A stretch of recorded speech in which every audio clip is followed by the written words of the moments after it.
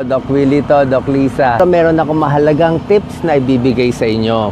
Yung tungkol po sa pagtanggal, pag-alis ng bara, yung mga nagbabara yung ugat natin sa puso, ugat sa utak, lagi ang tinatanong sa akin, paano ba Doc tatanggalin yung mga bara-bara natin para hindi atakihin sa puso, para hindi ma-stroke? Unang-una, meron tayong mga kakilala na may barado na, yung mga sumasakit ang dibdib, o nagkaroon na ng stroke, o minsan nangingimay na yung kamay, posibleng may bara na yan. Pero kung ang trabaho nyo very stressful, let's say, baka abogado, o politiko, o talagang stressful yung job, posible din na meron na nagbabara na hindi natin alam. So anong gagawin natin para sa may bara at yung wala pang bara pero gusto natin makaiwas na rin sa mga pagbabara?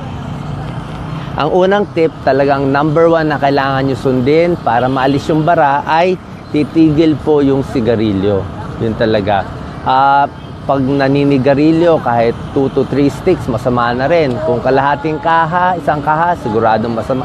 Yan ang number 1 na nagbabara yung sigarilyo, sinisira niya ugat. Pag sinira niya ugat, kakapal yun. So, sigarilyo number 1. Pangalawa, kung meron kayong diabetes, may high blood, kailangan gagamutin. Ang diabetes, pag hinayaan nyo mataas yung blood sugar nyo, hindi po maganda.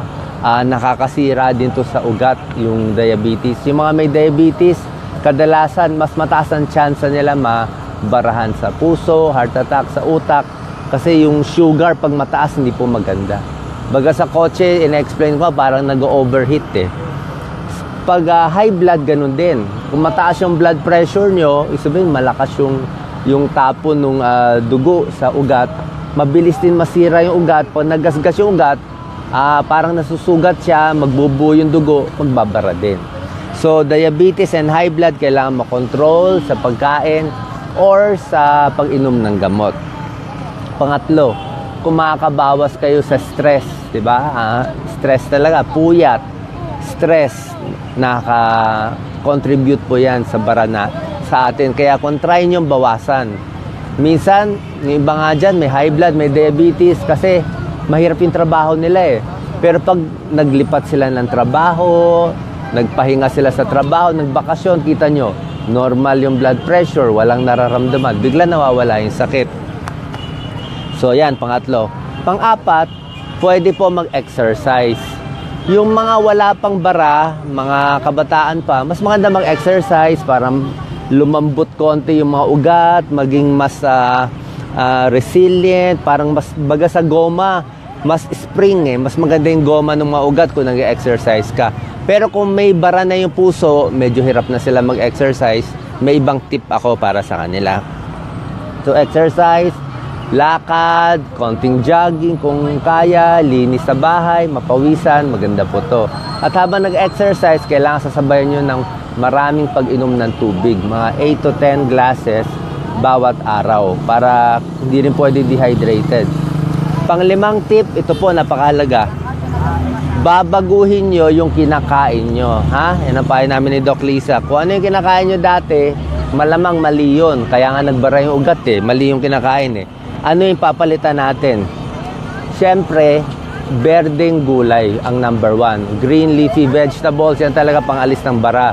Mga kangkong, talbos ng kamote, malunggay, pechay, kung may pera, broccoli, cauliflower, kahit anong gulay, napakaganda. Konting mantika lang ang luto. Bukod sa berdeng gulay, maganda rin yung mga orange or red colored, mga carrots, kalabasa, kamatis, napaka-healthy po nito, mga antioxidants. Ang bawang po may tulong din alam niyo naman bawang, di ba? Bawang, nakaka-relax ng ugat, nakakababa ng cholesterol, ang bawang. Blood pressure, konti, baka makatulong, meron kasing allyl sulfides. Ito yung component sa bawang na nakakatulong konti. Pero yung bawang, hindi po pwede sunog na bawang. Pag sinunog nyo yung garlic, nawawala rin ng bisa. So, pag nagluto kayo ng gulay, haluan nyo ng bawang, healthy po yan, At luya, maganda rin. Ginger, luya, salabat. Ang luya kasi, meron siyang gingerols at shogols. Ito yung chemical component, nakakababa din konti ng cholesterol at antioxidant din. So, Pag nagluto kayo, mas maraming bawang, mas maraming luya, inom rin maraming tubig para hindi sumakit ang tiyan, healthy.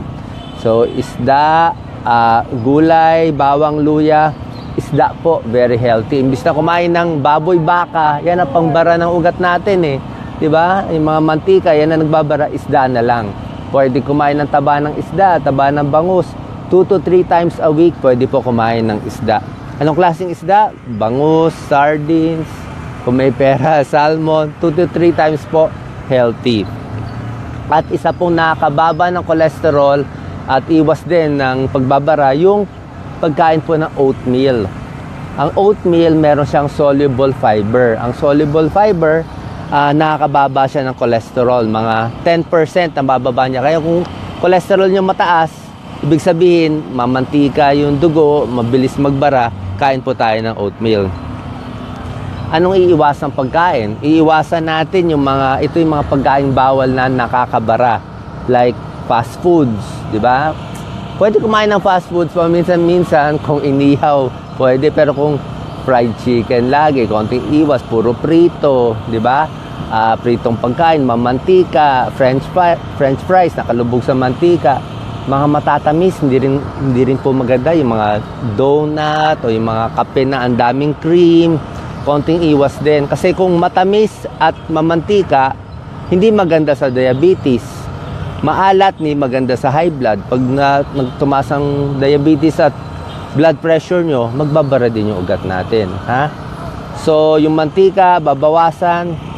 Kahit anong mantika naman, pwede namang gamitin, pero mas konti lang ang gagamitin nyo. Kung pwede nga sa pagluto, pasingaw na lang or ihaw na lang. At syempre, magpapatingin tayo sa doktor kung malala na yung sakit, kasi meron tayong mga ibang gamot at ibang procedure na tinuturo yung doktor at ginagawa yung doktor kung talagang barado na. Merong mga angioplasty, tinatanggal yung bara, may mga operasyon. Pero itong tinuturo ko nga sa inyo, kung pwede nga, hindi na tayo umabot doon. Pag kailangan nyo ng gamot sa high blood, may tulong po. Yung mga gamot sa high blood, kung talagang mataas na, nakakaganda yan ng mga ugat, nakakatulong din sa bara. Ang isang pampababa ng cholesterol, yung mga statins, yung mga atorvastatin, simvastatin, pwede po uminom ng mga statins kung mataas talaga ang cholesterol nyo. Tsaka, medyo mababang dose lang ang binibigay ko, hindi ko binibigay yung matataas na dose.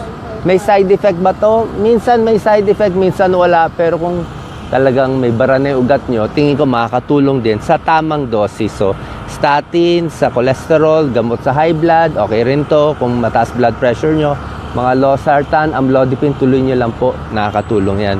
Sa gamot sa diabetes, mga glycoside, metformin, or minsan insulin, may tulong din po, makontrol to para hindi magbara. Ang pag-inom po ng aspirin yung pampalabnaw ng dugo, maganda po yan, pangontra sa nagbabara. Ito po sa mga may sakit na. At syempre, pag late stage na, yung angioplasty at operation. So, ang tips ko po, sa mga meron ng may sakit sa puso, kailangan uminom ng gamot. Pero kung wala pa kayong sakit, natatakot lang kayo na baka magkasakit kayo sa ibang araw, sundin na lang po yung healthy lifestyle, pagkain, at exercise. Okay naman, Doc Lisa? Meron pa akong added tip sa kanila na maganda eh. Meron pa ako isang secret tip na ituturo ko sa inyo. Palagay natin may bara na yung puso nyo. Barado na yung puso, barado na yung utak. May stroke na, baldado na, o medyo hirap na. Tapos, konting lakad nyo, paano nyo malalaman barado? Masakit na ang dibdib, hindi na makaakyat ng MRT, masakit na. O yung mga yung paa, tingnan nyo yung paa nyo, nangingitim. Pag yung kulay ng paa ay hindi na kulay ng balat, nangingitim, nagpatsi-patsi na parang gray, ibig sabihin, kulang na yung daloy ng dugo, nagbabara na yun. Kaya nga nangingitim. Baga sa puno, parang namamatay sa dulo. So, ano gagawin natin? Kung wala kayong pera sa yung gamot, kailangan inumin ha. Kahit generics, kailangan nyo inumin. Pero kung wala kayong pera pang opera, wala kayong pera pang angiogram, pang angioplasty, ang tips ko po ganito. Yung exercise nyo, hindi pwedeng sobrang exercise kasi pag ginaging nyo, may bara yung puso, baka ma-heart attack kayo. Hindi rin maganda. Hindi rin pwede walang exercise. So yung exercise nyo dapat, araw-araw, pa konti-konti, hinay-hinay. Let's say, ang kaya nyo lakarin ay, kunwari, Doc Lisa, kaya nila lakarin mula dito hanggang ganyan, kalahating kilometro. O, sumasakit na. So, bawat araw, lalakad kayo ng mga kalahating kilometro. Pag sumakit na yung dibdib, pahinga na. Relax. Pahinga. Tapos, kinabukasan, subok na naman. Lakad na naman tayo. Ang gusto kong lakad sa inyo, yung patag, diretso. Huwag masyado yung aakyat ng hagdan. Kasi pag akyat ng hagdan, ang laking energy baka hindi makayanin ng puso. So, maglakad lang ng patag, maganda yung ganito, makulimlim, hindi mainit. At gawin nyo tong exercise everyday pa konti-konti. Kalahating kilometro, 1 kilometro. So, ang ibig ko sabihin, kahit barado yung puso, kahit may barado yung paa, everyday in-exercise mo, tapos padamihin mo na padamihin pa konti-konti.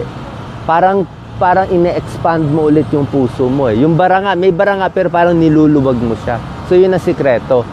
Everyday exercise pa konti-konti hanggang masana yung sa puso mo. At kahit may bara siya, kahit papano, luluwag po yun. Meron kaming alam mga cardiologists Ito medyo malalim Pero sa cardiologists, alam nila to yung collaterals. Ang collaterals, ibig sabihin, barado yung ugat mo. May 4 na ugat sa puso, malaki. 3, 4. Barado yon. Pero pwede siyang magsanga. Pwede magsanga ng bagong ugat na pampabuhay. Paano magsasanga? Exercise. May gamot na nakakatulong pero exercise pa rin.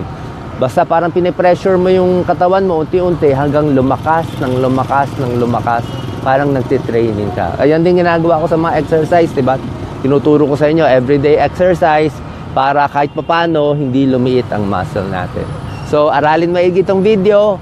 Iwas sa bara, i-share po natin sa mga kamag-anak natin, yung mga naninigarilyo, siyempre, di ba, yung may high blood, diabetes, hindi uminom ng gamot, at yung mga mali na kinakain, para at least mabago nila yung buhay nila at humaba yung buhay nila ng 10, 20 years at makasama po kayo.